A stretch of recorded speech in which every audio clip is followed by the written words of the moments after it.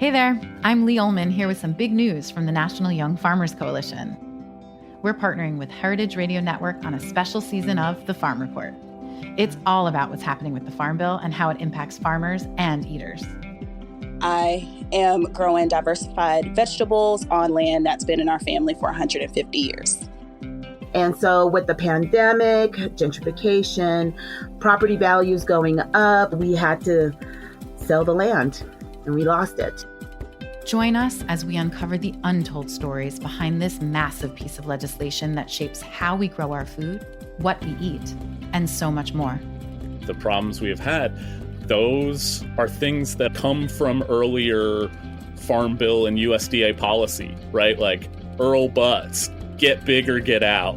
You know, it's my responsibility to know not only what I'm eating, but then like how that all came to be. And realize like, wow, like this piece of legislation, all this money, like it's technically something that I support as a taxpayer. While Congress debates the next Farm Bill, this is not just an invitation to listen. It's a call to action. Be part of the conversation. Subscribe to the Farm Report on Heritage Radio Network, wherever you listen to podcasts. Thank you for listening to Heritage Radio Network. We're kicking off our end-of-year fundraising drive with a special discount offer from our partner, Heritage Foods USA, an online farm-to-table butcher shop specializing in heritage breed antibiotic-free meats. Donate to Heritage Radio Network before Sunday, December 4th at heritageradionetwork.org/donate, and we'll send you an exclusive discount code for 10% off all Heritage Foods products. Help ensure another year of great food radio, get 10% off delicious and sustainably produced meat, and support small family farms all in one shot. How's that for a holiday miracle? Head to heritageradionetwork.org/donate by Sunday, December 4th to make your contribution. Hi, this is Greg Bresnitz, one half the host of Snacky Tunes. We have had the honor of being nominated by Taste Awards for Best Radio Show and Best Podcast. Please head to bit.do/STVote in order to vote for Snacky Tunes and other food favorites. Once again, that's bit.do/STVote. And a big congratulations to Heritage Radio Network for being nominated into the Hall of Fame. Thanks so much. We really appreciate it. Today's program was brought to you by Roth, Wisconsin, makers of the world's best cheese and pioneers in the U.S. artisan cheese movement. For more information, visit rothcheese.com. This is Mike Edison, host of Art Senses and Seizures. You're listening to the Heritage Radio Network, broadcasting live from Bushwick, Brooklyn. If you like this program, please visit heritageradionetwork.org for thousands more. We talk about food, we talk about music, with musical dudes. Finger on the pulse, Snacky Tunes.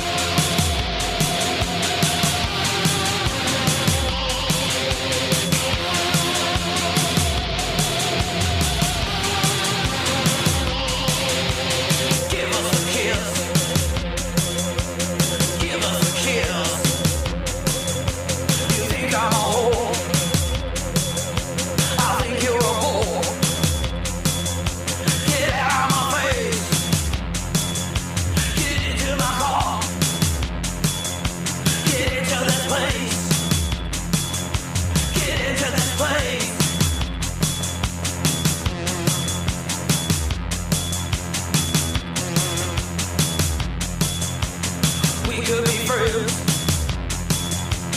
We could be friends. We could be friends.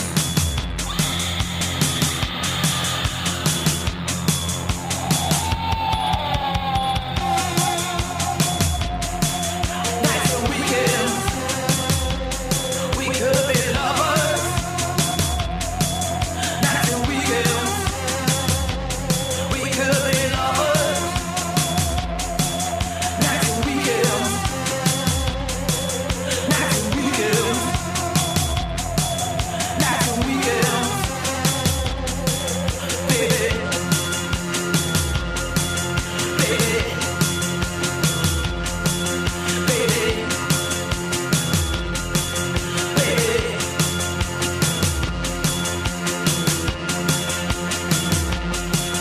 Laying hands on you. Laying hands on you. Laying hands on you. Laying hands on you. Laying hands on you. Laying hands on you. Laying hands on you. We're laying hands on you. Laying hands on you. We're laying hands on you. We're laying hands on you. We're laying hands on you.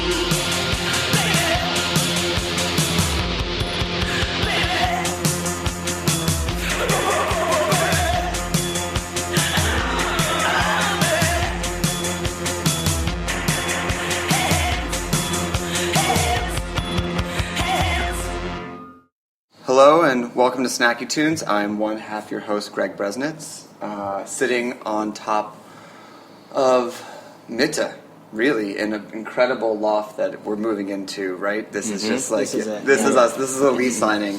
I'm with Tommy and Johnny of The Store, or Stores, as we will kind of figure out, which is located inside Soho House, but not totally connected to it. Before we kind of talk about the story, it'd be great to kind of get your background, Johnny. I know that you grew up cooking in the English countryside. Yeah. Kind of curious on that how a nice London lad ends up here. Well, I mean, my mum is a garden designer. My dad is a wine merchant, and I'm in the middle of three boys. And I mean, food was just a very big part of our growing up. We were always like picking veg from the garden, having people to stay, people walking in and out for dinners, and generally sitting down at the table was kind of the focal point of the day. And I just kind of started cooking, from a young age, just helping my mum and doing like sandwich competitions with my brothers, and that's how I first kind of got into food. Sandwich competition just between the three brothers. Okay. Yeah, exactly. What was the winning sandwich? Well, I mean, it was always quite competitive and quite heated. Obviously. Who was the judge? Like all three of us, and sometimes mum as well. Oh, I'm sure. Yeah, but I mean, the little brother was, he's a bit younger than us, so his sandwiches used to consist of like ketchup and baked beans and things like that. We had some, we put a lot of effort into these sandwiches. But that's kind of the first time I got into taste and flavor, and really kind of making the effort with food a little bit, and using like nice produce in order to actually get like a nice result. And would mom let you go into you said she was a garden designer. Would she actually let you go in and kind of like ransack it, or is like, this is the boys section, do not touch Well, mom's no, side? I mean like the herb and veg garden was open to everyone. Okay. There were some flower beds that, our football pitch got smaller and smaller as the years went by, and those flower beds were often the series of many an argument. But in terms of herbs and veg, stuff that we used to cook, it was, open to everyone to go and grab. And you said your dad was a wine merchant, which is pretty amazing. So, I mean, that obviously must have had some influence on you as well from, like, Yeah, absolutely. I mean, I think, like, his dad was a perfumier, I don't know, sorry. And then, so obviously that involves, like, smell and taste. And then my dad got into the wine business, 40 years ago, and Worked for set up a big importer of wine in London, and we were he was always making us try things from a very young age. I think I had my first glass of champagne age 8 or something like that, and I think that kind of focus on quality and how things taste and how they can change, from the air or things like that was a really big part of my influence in food and also wine as well. I mean, that's an unbelievable pairing, if you will, between the mom and the dad of getting you ready for what became your career. Yeah, absolutely. I mean, I have never undertaken any formal training as a chef. I've never been to cooking school, had a cooking lesson, or actually worked in a professional kitchen. I've worked in restaurants before this, but on the front of house side. And the idea wasn't necessarily that I would take on the chef role, but when Tommy and I started, we didn't have many other people, and we just kind of got stuck into it and just did everything together. So Tommy, your background as well too is pretty diverse and kind of a little bit all over the map. It is. I mean, I was born and raised in London. My mother's Chilean, and I kind of grew up with my stepfather who's Dutch, but he'd also lived around the world. He lived in Venezuela for 15 years. He kind of left Holland when he was about 18, so he had a kind of very outward-looking perspective on food, especially because his dad had a restaurant as well in Holland, and so we kind do you remember the restaurant name? Yeah, it's called Seidel.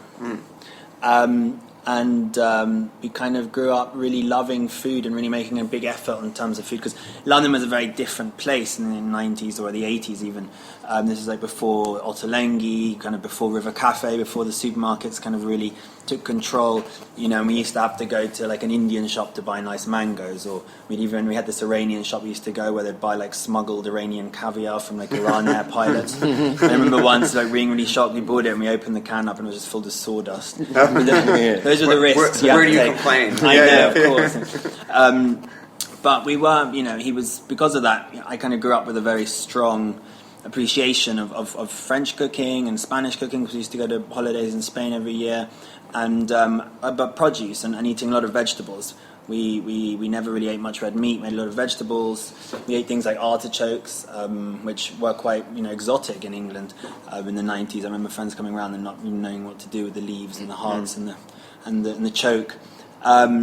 So yeah, that's kind of where I grew up around. And you also do food journalism as well, right? I did, yeah. I mean, that's how I kind of got into food, not at all formally trained or anything, just from a more critical perspective. I was writing about food. I was the editor of Time Out here in Berlin, so I wrote the guidebook and the website, and I kind of saw the Berlin food scene kind of evolve from that side of things. And it's a very broad strokes question, but how have you kind of seen it evolve? And we can just say to the last 5 years, what are 2 or 3 key takeaways that it's changed?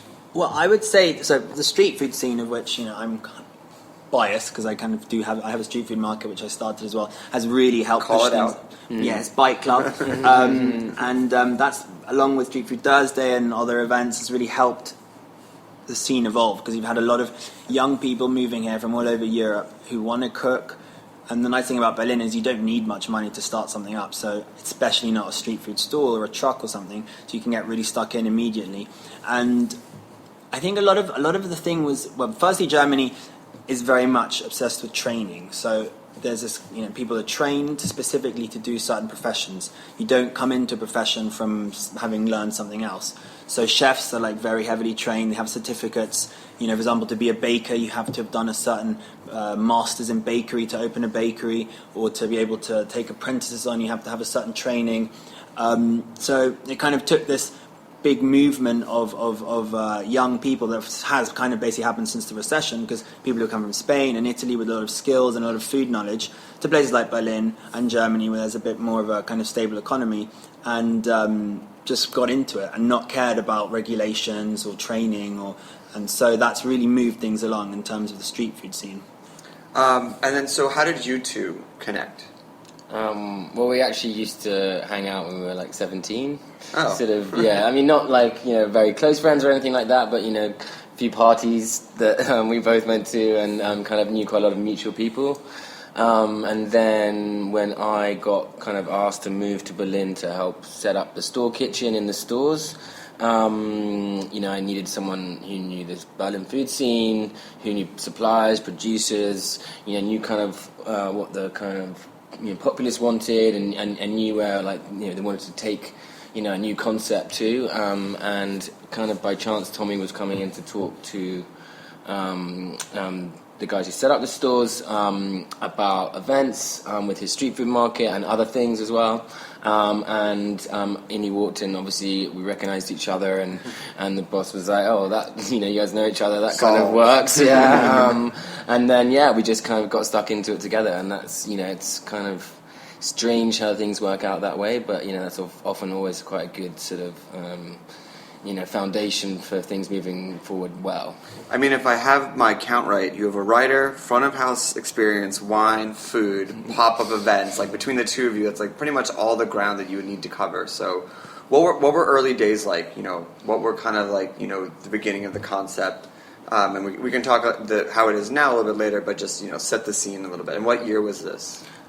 Well, it was late 2014. Yeah, exactly. And we were doing a sort of very soft opening here. The place was still, almost half built. I mean, there's not much building having gone on. It's mostly furniture. But we were in the back cooking off a home induction stove, which was just there as a sort of part of a show kitchen, as part of a co-working space. But we started working off that and did everything there, all the prep, all the cooking. We had very little facilities, but we worked with that, and that kind of very much fed into the concept we wanted to do, which was a lot about raw and a lot about salads, a lot about soups and broths and braising. So these are things that you can do without needing a full service kitchen or extraction or anything heavy.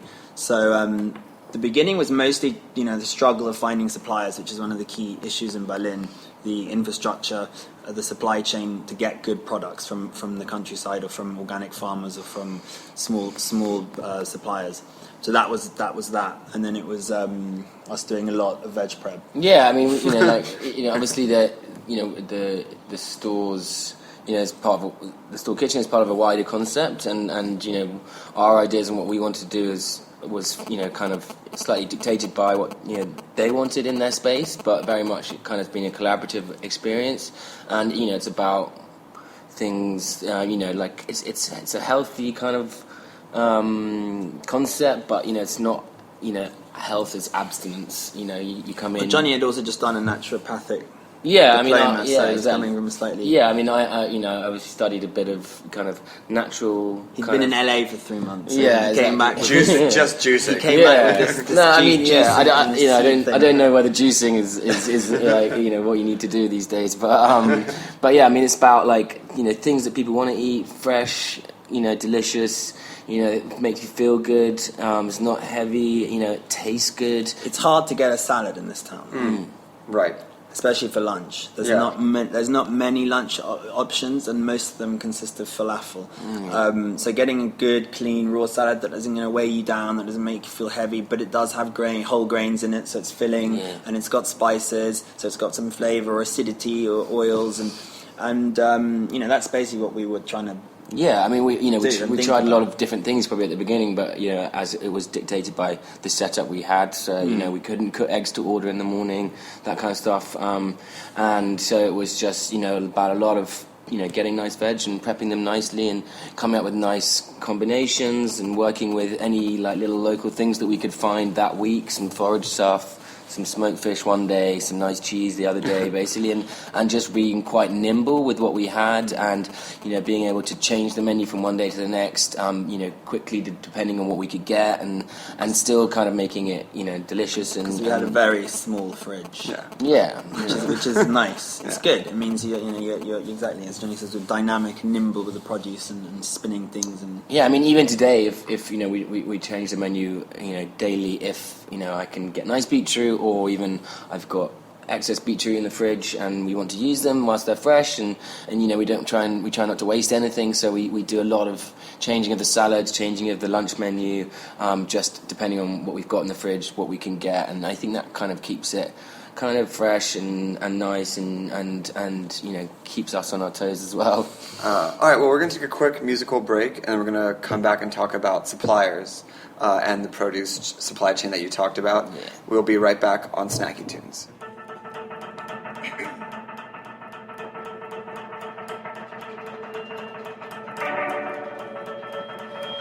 Is it wicked? And can I lick it? Would you taste my bloody knee? Testing the limits of intimacy. Round knuckle tries to temper my desire, but the drain builds pressure. There is no ally in this void. There is no ally in this void.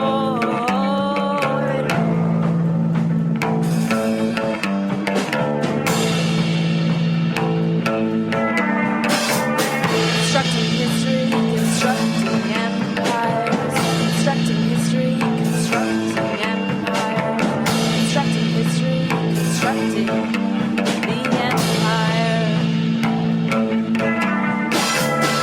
Are you dead, boys? Are you dead, boys? Are you dead, boys,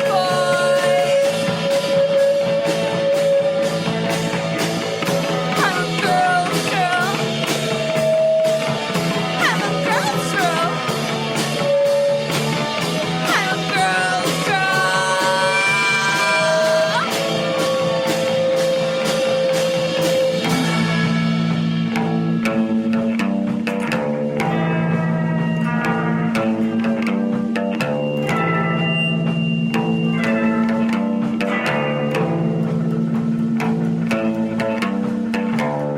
Who draws the shape and what bends it? Who draws the shape and what bends it? A funeral pyre. A funeral pyre.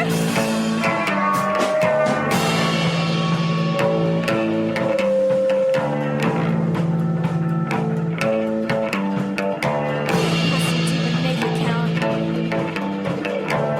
Pressing deep and make it count. Are you dead, boy? Are you dead, boy? Are you dead, boy?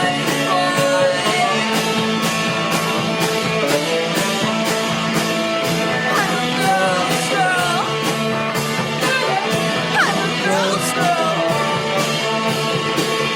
I'm a girl's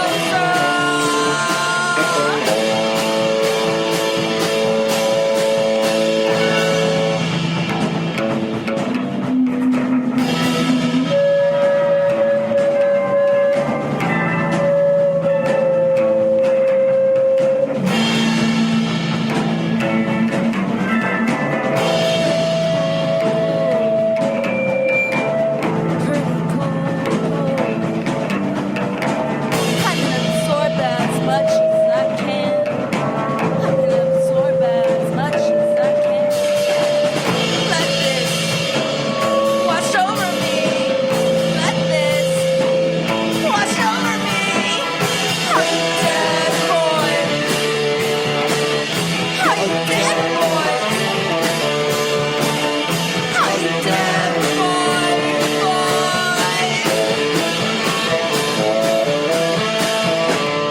I'm a girl's girl.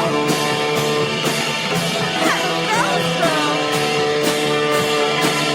I'm a girl's girl. Are you dead, boy?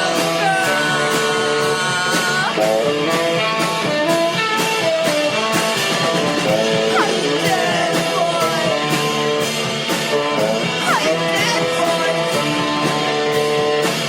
Are you dead, boy?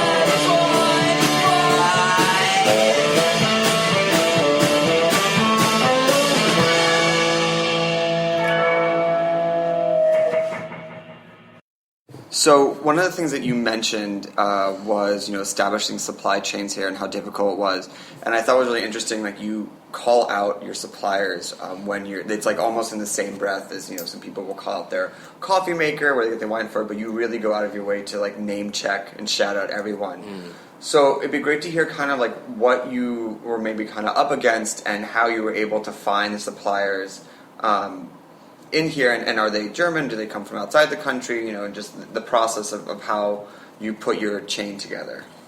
I mean, what we're up against is a very kind of established industrial supply chain, as opposed to, I mean, here in Germany, Germans as a kind of average, spend the least on groceries in Western Europe, even though they have some of the highest income. Supermarkets here don't have that kind of appeal that they do, or fetishization that they have almost now in England or in America. There's no Whole Foods. There's no. They don't care about plenty. Lidl and Aldi, the budget supermarkets here are king, especially somewhere like Berlin, which is a sort of lower household income. So there is a big supply network, but they don't have that kind of selection of produce, which places like, just from like volume of sales, England has done with Marks and Spencers and Tesco's and Sainsbury's. They've really upped their kind of the general game. And so to work with, there are incredible farmers around in Brandenburg, around Berlin, but they're also much more focused around local farmers markets. They don't have the delivery into the town, into the city, and so they don't really care about doing that. They kind of have a very old-fashioned mentality. They're like, we only want to produce what we can, and we sell what we produce already. So why would we, bother driving into Berlin, which is more of a hassle than selling to you?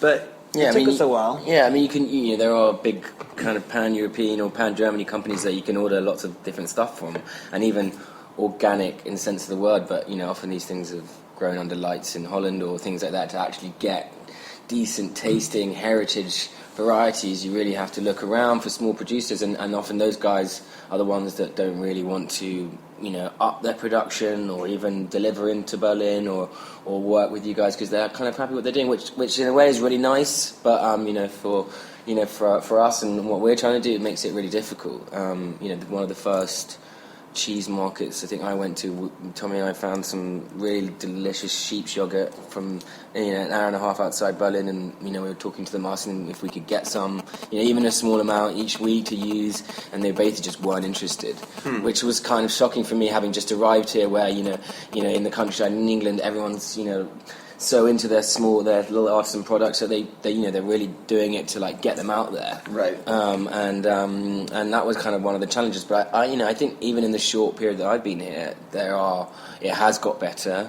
There are more people, more restaurants, more consumers, and more suppliers and producers who are interested in supplying these types of products.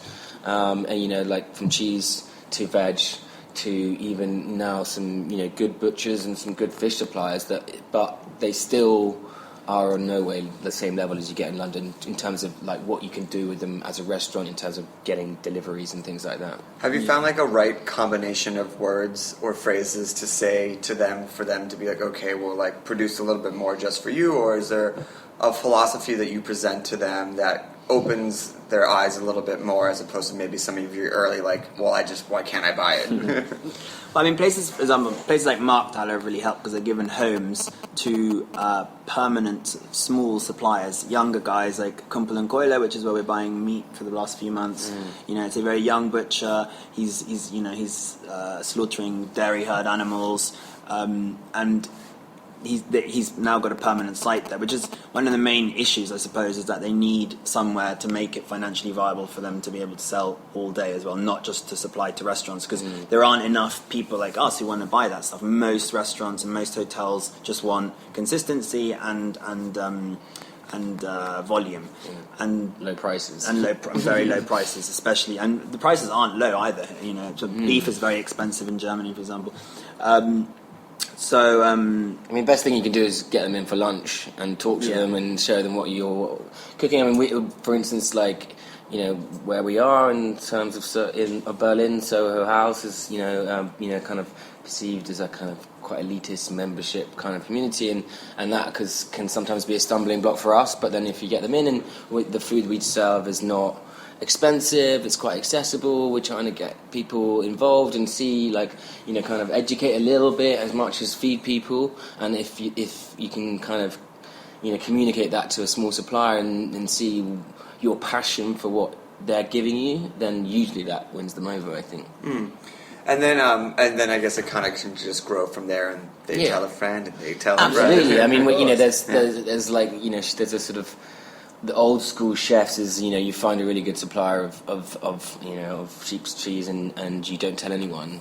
I think nowadays throughout the world, and that's seen in our guest chef series, is people are much more willing to collaborate, share ideas. People are much more it's more of a community, the whole restaurant scene, and that's not just in Berlin. It's people really kind of like oh, I found this guy does really great strawberries, you should call him up, because then if he makes more, then it's going to be easy for us, and you can share deliveries and all this kind of stuff. And that's kind of a lot of what we're trying to do as well here. And you can when we have guest chefs who come, they like cooking with them. That's like a whole part of it as well, and that's really interesting as well. So that's it is getting there, but it's still a lot of work. Let's talk about the guest chef series. You just had a really good one this past, well, I guess it's Friday, whenever this will air, from Paris. How has that evolved, and how has like the guest chef series kind of been received, given the fact that like many people are kind of saying it's a more traditional system?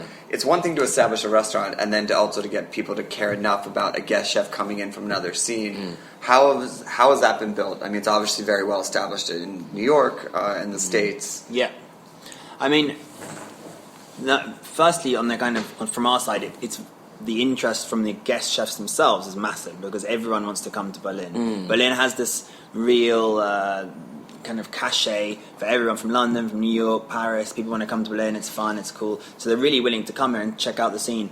And then from the Berlin side of things, it's still quite a small scene of chefs and restaurants and food lovers and blogs, and the kind of the hype network isn't as developed as it is in somewhere like New York or London. But because of that, everyone supports each other. So when there are events and when there are dinners, people are really interested, because there's still quite big gaps in the kind of culinary map here in Berlin. So if you bring someone in who's doing something very special, that we had these guys called Cricket over from London as well previously. Cricket with a K. Yeah, of course. And they do these Indian-inspired small plates, and that's one of the major gripes for particularly British expats in Berlin, is that there is just no decent Indian food. So that was massively popular. And we recently had Taku Sekine of Dersu in Paris, who's the loveliest guy. And he's got this wonderful kind of Franco-Japanese restaurants, so using Japanese techniques and influences, but with very French produce in Paris. I mean, he wanted to put foie gras on the menu here, but we said it was probably not. It's not the place for foie gras in Berlin. Is that accepted in Berlin, or just not here? No, I mean, you don't see it on any menu, except for maybe like one of the Hotel Michelin restaurants. Right. But you do not see foie gras anywhere. Interesting. Yeah. And then the sourcing, I mean, obviously it's like the one kind of trip up of Guest Chef series is that they're so also well known for their ingredients, and sometimes it doesn't work. I've been to a couple that have just like fallen very, very flat. How do you kind of help them with that? And then do you have a deep enough supply chain now? Like, we have a Guest Chef series, can you help them find this, or how does that work? Well, we just give them a list of the things we can get. Like a couple of weeks in advance. So you go back to the chef and say, this is what we have. At the moment, this is this nice stuff that we can get. We need to kind of order now for the event next week, or we need to double check things. I mean, we had, with Taku, he wanted some chai flowers. We had kind of had an offer of chai flowers like the week before, so we said that's great, or we even offered them to him, but then by the time he'd come, the chai flowers had gone, but we found some borage flowers, so we used that instead, and it's being nimble again, like we are, and that, hopefully you work with chefs are kind of into that kind of style and don't mind doing that, and so far everyone we work with has been. Obviously, there are certain ingredients, like if we have a Sichuan weekend next month, if there'll be some specific ingredients that we need to get, and so we need to start planning for that now. Peppercorns. Is that okay?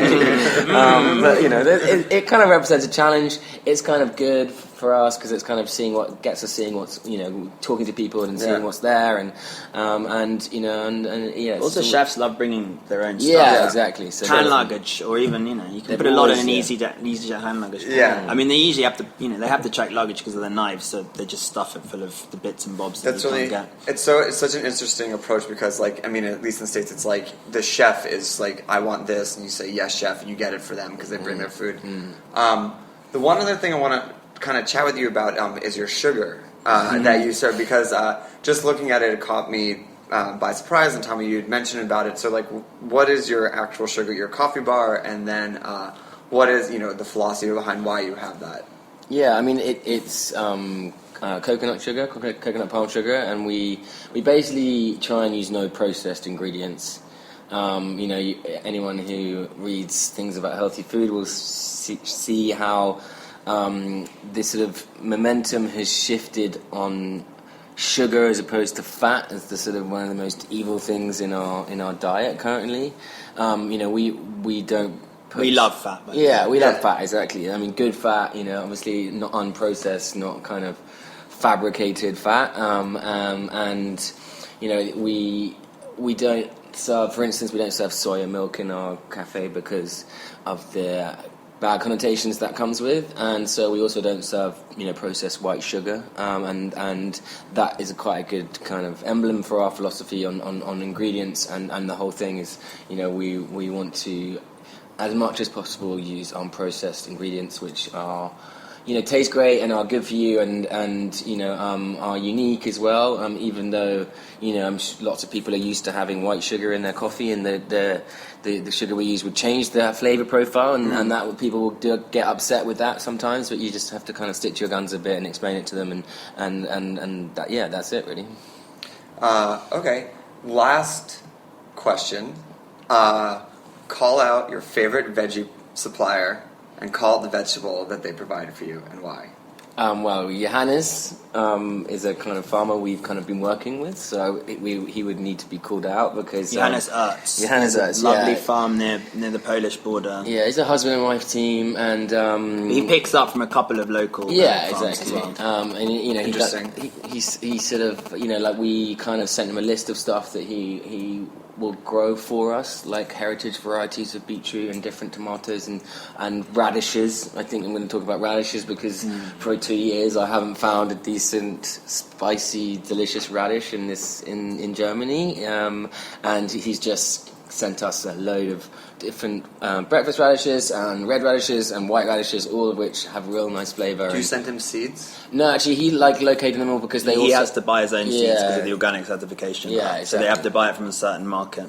But yeah, I mean, I love radishes as especially this time of year, and we finally got. And he has these beautiful baby turnips as well. Yeah, actually, raw and cooked, like lightly sautéed. They're wonderful. Johannes Ertz is. Yeah, it's amazing. And he great salad. It's Mizuna, really spicy. Yeah, exactly. It's crispy leaf, beautiful. Really nice. I mean, in winter, his market report basically consists of beetroot and apples. So that's the problem in northern Germany. Yeah, but we work with that because of the other beautiful products we get throughout the year and kind of thing. And that's the issue. In winter, kind of finding nice leaves and things like that, which is grown locally or organic, whether it's certified or not, and tastes good and is interesting. That's something that really we suffer with in winter. But you just have to stick to your root vegetables and work. Work with what you've got and do your best not to kind of order from too far away and to from too big suppliers, basically. Okay. So where can people find you online, location, Instagram, Twitter, thestores.com. So thestores.com on as a website, and then Instagram, Twitter, Snapchat is thestores.com, spelt out lowercase. Yeah, I mean, we're just about to hopefully launch the Store Kitchen own Instagram. Other than that, you can find our own personal Instagrams, Johnny Collins and Tommy Tannock, and that's we're just kind of moving forward to get our own social media of just the food side of the whole concept, which is great because obviously there's a lot of things going on in there. There's music, food, fashion, all that kind of stuff on the main one, and it's kind of nice to have our own kind of local output, basically. Great. Well, thanks for taking the time to do this. Thank you, Greg. We're going to take a quick musical break, and then we'll be back with the second part of Snacky Tunes. Well, did you ever want to be, boy, out on the seaboard? All of your possessions below the deck.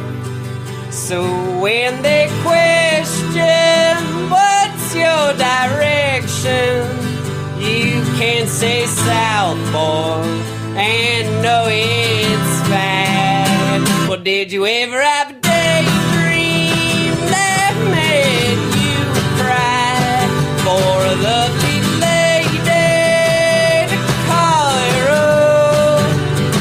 And then you ask that lady, does anyone really know me? Well, I know those worries like my own strife, 'cause I've slept alone, boy,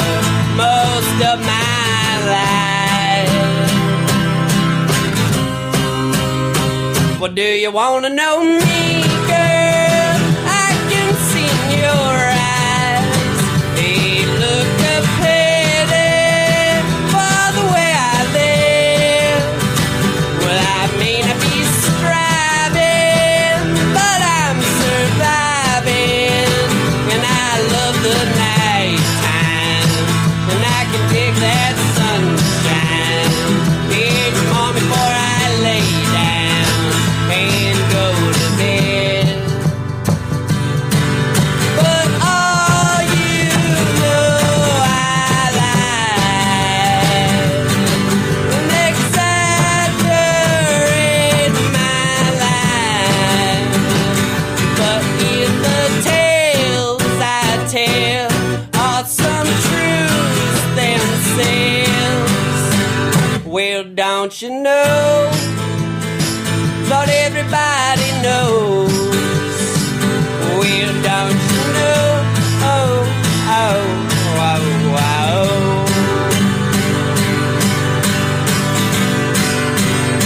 oh. Well, she said, farewell, boy. You sleep too much there, and it's too cold up here. You promised me Nashville, so I lost my lady to stay to Tennessee. But I want her back, boy.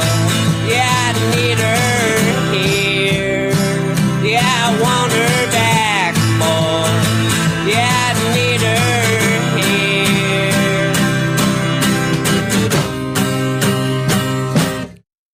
Have you tasted the world's best cheese?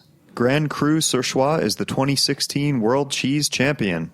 Our partners at Roth, Wisconsin make this gorgeous Alpine-style cheese in the rolling hills of Greene County, Wisconsin. Grand Cru Surchoix is produced by hand in Swiss copper vats and finished by aging on spruce planks. The quality milk and careful craftsmanship bring out the award-winning light floral notes, nutty undertones, a hint of fruitiness, and a mellow finish. Perfect with Riesling and Muscat, Grand Cru Surchoix is a guaranteed hit for any occasion. Check out their other offerings at rothcheese.com. You'll discover Buttermilk Blue and their newest release, Prairie Sunset, the golden-hued love child of Mimolette and Gouda. You'll also find recipes like the raclette Reuben and tomato tartlets. Everything you need to know about the world's best cheese is at rothcheese.com. We're Light Asylum. We're Light You Asylum. invited us. Light Asylum. Welcome. This is our. Thank you. We're gonna. I know it's not fall technically, but this is our first fall show. It's the post. It's like post fall. Labor Day. End of summer. End of summer. End of summer. So why don't you introduce yourselves? I'm Shannon. And I'm F. Bruno. Shannon F. Shannon and Bruno. F. Bruno C. Bruno C. Welcome to the show. For the listeners who are not aware of your magic, why don't you give them a little bit of background on who you are, or how you came to be? Bruno and I, we met while touring with some friends in a band called Bunny Rabbit, and that was about, how long has it been now? 4 years ago, 2007. Yeah, and we bonded while we were stuck in a minivan together. Bruno was performing in Bunny Rabbit, playing guitar, and also doing like his solo project, Bruno and the Dreamies. And I was with a friend, invited to come along after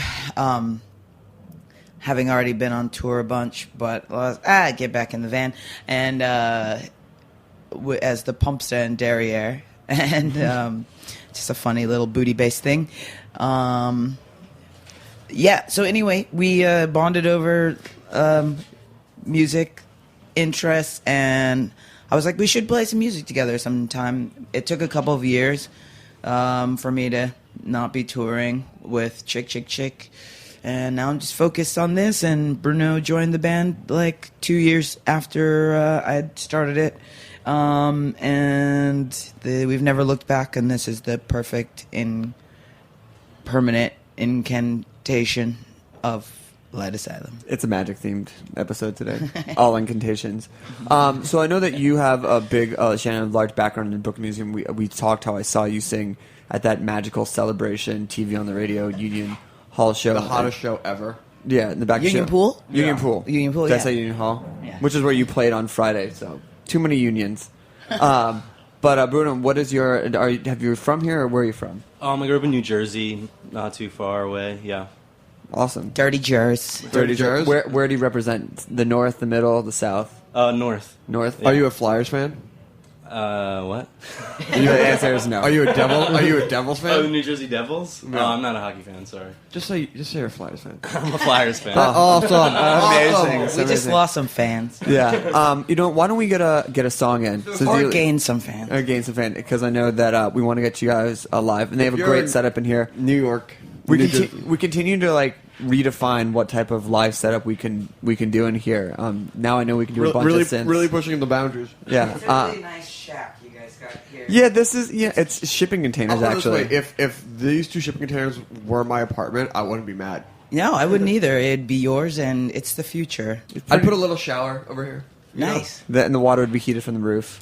I'm a really good subletter if you should ever need a subletter. We can just build bunk beds. Looking right for into someone the walls. to fill out one half a shipping container. Brooklyn, obviously. Yeah, $1,000 a month, utilities not included. What? No. I'm actually looking for a permanent place to live, so if there's anybody out there who knows of a good place and they're Just not psycho and they want to share what's space. the Twitter? They can tweet at you. Light Asylum. All right. And she'll probably be on the road, which is a benefit. Yeah. But I might need a subletter. Depends on how cheap it is. If it's really cheap, then I won't need to get a subletter. Do you do early morning breakfast and serenading? Sure. For a decrease in rent. Awesome. I do that, breakfast and serenading. All right, so what's the first song we're playing? Dark Allies. Dark Allies. Yeah. All right, Dark Allies, Light Asylum live on Snacky Tunes.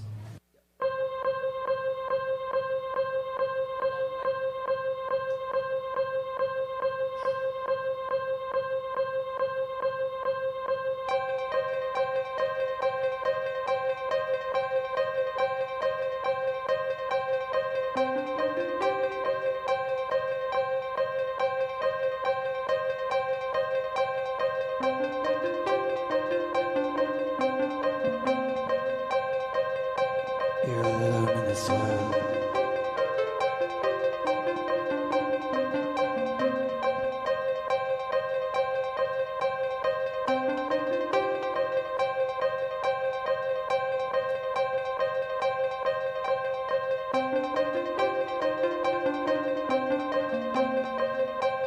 But not for long.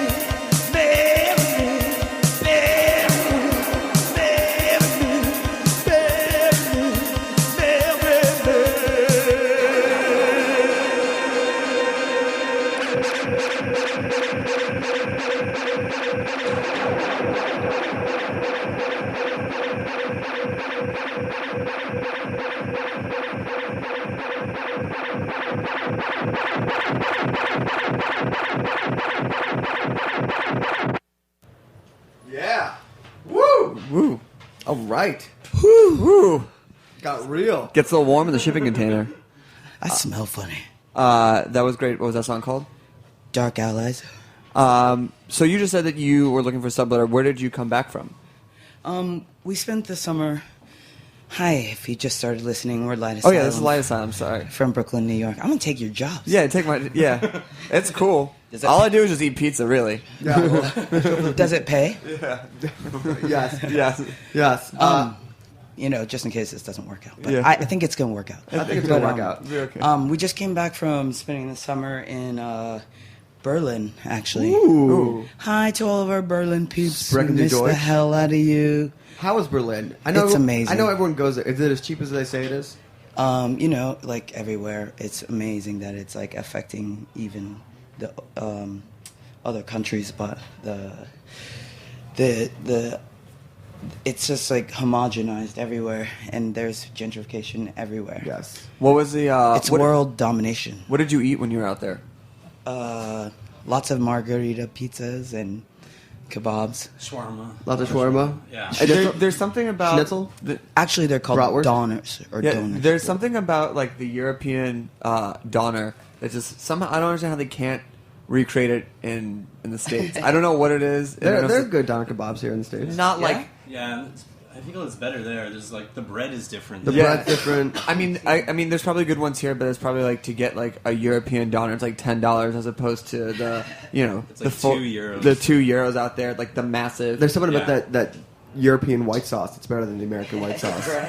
Like I think for when I was there for New Year's in Berlin, like I had doner for like our New Year's Eve dinner just because it was so delicious.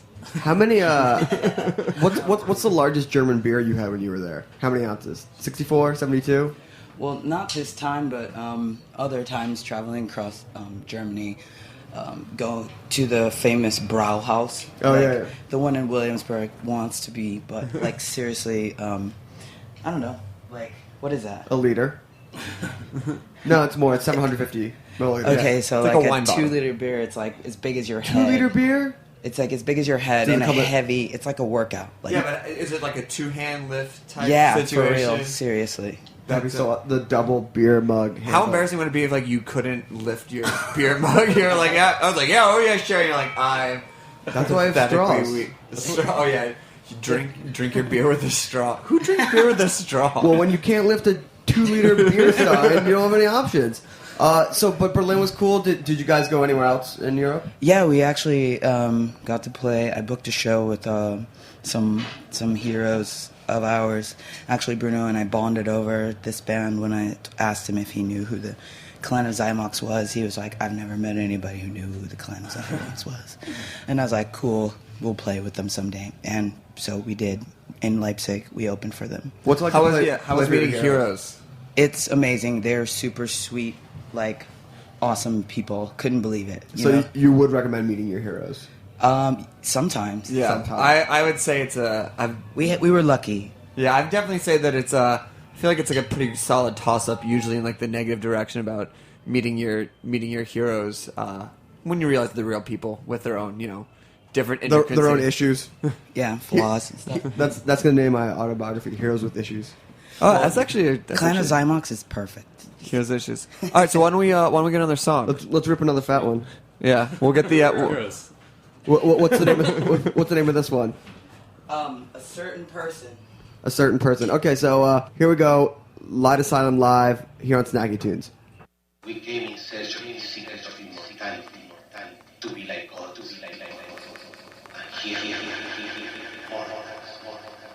more human. This is the end of our adventure. This is the end of our adventure. This is the end of our adventure. This is the end of our adventure. This is the end of our adventure. This is the end of our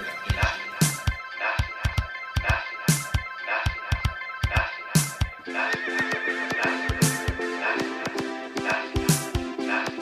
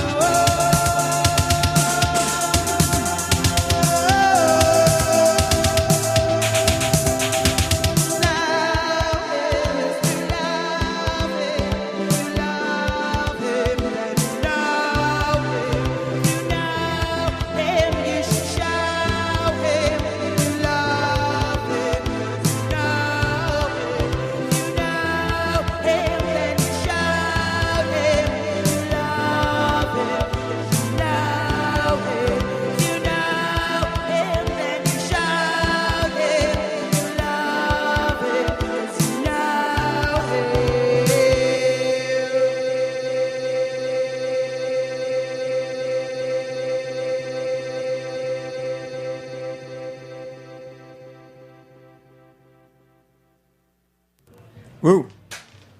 Amazing. Yeah, sorry, that one was a little rough, you guys. No. I mean, In the beginning, you know, we say, in the end, it was all right. as we say the same thing about cooking. It's like just don't Or life. Yeah, or life. Don't tell anybody Don't until tell- somebody says something. Yeah, until somebody says something, just be like, "Yep." If you see something, say something. Yeah. See something. Do So everything. which of the songs you've played are going to be coming out on the new record next year? Well, I think, a certain person originally to us was like the single. Right. And then somehow, in this dark day and age, Dark Allies ended up stealing the light. So, Magic. Again. Dark magic. Stealing the light. But so, yeah, I think we'll have to put a certain person on the full length. Kind of like, TV on the radio and satellite, It came out on the EP, and then it came out on the full length once they dropped that. They did. They just did an awesome set at Virgin Free Fest. Cool. We wanted to come, but we were playing a show ourselves that day with Flying Lotus and Gang Gang Dance at Le Poisson Rouge. That was Thursday, right? Yeah. And it was an NYU students only We were there. thing. We were there. Cool. Yeah. Cool. We're NYU students. Yep. Oh. No. What's up? Freshman class. Can't wait. 2015. Yeah. What's up? Can't wait to turn 21. If and maybe anybody get a- wants to get some wings on my dorm eating points. I'm gonna get a fake ID at Washington Square. Oh my God, we're going down to McDougal in third to get my moods, and then we're getting Michigan IDs. That was the first time I'd ever seen Gang Gang Dance. I mean, heard that amazing. Amazing. Such a Really good- family. Really Love 'em. Then the guy, the positive vibes guy. Yeah, Taka. they're totally... Taco. Yeah. Taka. Is he a permanent part of the live Yes. show? Yes. That's what he does. He just spreads good vibes. Spiritual I mean, advisor. this is gonna say, but when we were young and into ska and saw the Mighty Mighty Bosstones, it's like the Ben Carr of the freak. The Ben freak Carr, rock. the Ben Carr of the art world. That's a deep reference. I was more of a yeah. I was like a different kind of ska fan. I think Would you like a second wave? No, the first wave, wave. actually. Who was in second? I feel like it went right from first to third, and second wave was. Well, this Second was probably Madness. Or Madness. It was Yeah. the 80s. What? First, well, the first wave. I'm okay. Second wave. Yeah. First wave was Scatolites, like them. Yeah, like straight up from Jamaica. From Jamaica, Yeah. and the second Straight wave up. was the English. Yeah, totally. Could you And put that's the where I Cla- was mean, on the second you wave. could put Yeah, the for Clash. sure. I mean, I wouldn't put the Clash in there, but They had influences. They had That was influences the second wave. so And great then- about England, that they were heavily influenced, from the Slits, and Yeah. Clash, and then all fast- the Selector, all those bands. Fast forward to third wave when I'm dancing up to Less Than Jake, getting fired on my toilet paper gun. So what is Gang Gang Dance has they're not straight up ska influences, but they're heavily influenced by Yeah. dub and stuff. Yeah, I mean, And they brought the dancers. I mean, what is dubstep? Sixth wave, right? It's, Not a wave. it's actually 18th dimension. Oh So you have the record coming out in spring. We're going to do it backwards because you told me backwards. Okay. November, you have the new single coming out? Or Yeah, release? Shallow Tears. We just re-recorded it, and it sounds amazing. Why the re-record? Just to give the fans something new. And the first one is straight up a demo we recorded in a space as big as your radio. Yeah, loft. Yeah. Loft apartment. Imagine your bathroom in The Boar's Head. Bushwick. Yeah. Or the Boar's Head. And then you It's that have size. something special coming out in October. October is the Mexican 100th release from the record label Mexican Summer, which is a... By the way, shout out to Mexican Summer and to Jess for setting this up. Yeah, thanks, Yes, Jess. thanks, Jess. Thanks, Mexican Summer. I can't for believe they've already had setting it up. 100. Woo! Amazing. Congratulations. That'll be out in October, and that's a split produced on both sides by Ford and Low Patton, formerly known as Games. Yep. And so one track with myself, Truly, and then also a lovely lady from a band of the same name, Tamarin. Amazing. That So comes out in October. we're going to get you to play one more song. Okay. We want to say thank you for coming on. Thanks for having To us. Light Asylum. Do you want to give us all the very special, where to find, where to email, where to follow? Oh, cool. You can just, if you have any inquiries about booking, you can go to our man, Avery McTaggart at the agency group in the U.S. We're still looking for a European booking agent. If you just want to write us and tell us how much you love or hate us, you can write us at lightasylummmusic@gmail.com. Don't send hate mail. Don't hate. Come on. Because we don't have time for it. Really. Honestly, life is short and we don't have time for it. And we'll just not even open it. No, kidding. What if they what if they put the subject line like "We love you" and you open it up and it's like fuck it. I mean, can I say? Oh my gosh. Yeah, it's the internet. You got 8 seconds to delete that. And then if you want to just see a Discog, once you can go to MexicanSummer.com, and you can also go to Academy Records or Other Music to buy physical copies of our I don't understand. EP on vinyl. You don't understand? Oh, okay, vinyl. Okay. Who took the we photo have CDs on the with a EP really cover? Our friend Matthew Heiss shot that, and he's a really Great photo. amazing fashion photographer, Matthew Heiss. And the We next love show? you. The next show is Playing Swarthmore College. Swarthmore College in Pittsburgh. The Earthworms. Yeah. Are you serious? Yeah, it's a Earthworms. How do you know that? What's Because you Earthworm? rearrange the letters. Earthworms. That's their school. Whoa. Yeah. All right.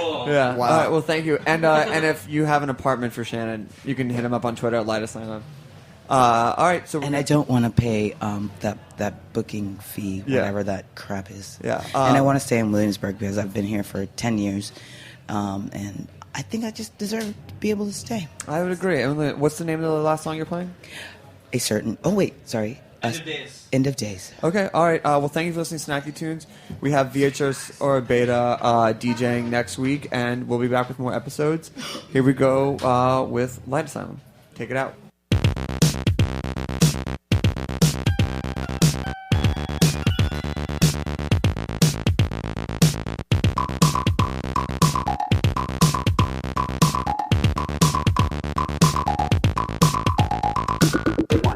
Moving forward, 2, 2, 5, 4, 3, carefully there.